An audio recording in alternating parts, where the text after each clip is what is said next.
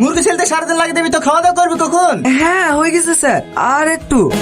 Madam, ছাগলের মাংস তো? আরে হ্যাঁ, আপনি ছাগলের মাংস খাবো বলেছেন, আর আমি না এসে থাকতে পারি? 4 কেজি আছে, হবে তো? হ্যাঁ হ্যাঁ হয়ে যাবে, বসেন। না না, এখন আর বলবো না, ভালো করে মশলা পাতি দিয়ে রান্না করো, আমি একবারে চান টান করে আসবো। আসি। সাদা লাল পড়া কোথা? কিছু বললেন টনি বাবু? না না, আমাদের কাছে খাওয়া দাওয়া করেন। কিসের মাংস?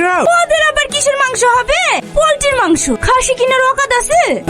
তাহলে আর খাবো না টনি বাবু, আমাদের খাসির মাংস আছে, আর ম্যাডামের হাতে রান্নার যে টেস্ট, আহা কি বলবো। যেও যেও, তুমিও যেও, আমাদের খাওয়ার পর যদি 1 পিস মাংস বেশি থাকে তুমি কি খেয়েছো? আরে কাদেরকে খাওয়ার কথা বলছেন সুদীপ বাবু? ওদের পোল্ট্রি খাওয়াবো, পোল্ট্রি খাবে। কুকুরের পেটে কি আর ঘি সহ্য হয়? এই নেন সুদীপ বাবু, আসার সময় বাজার থেকে দই আর মিষ্টি নিয়ে আসবেন। খাওয়াটা কি হবে, আমি আসি তো। স্যার স্যার, মাংস পুড়ে যাচ্ছে তো স্যার। হ্যাঁ হ্যাঁ, কক্কু দিয়ে ডাকছে। কোথায় হারিয়ে গেছিলেন?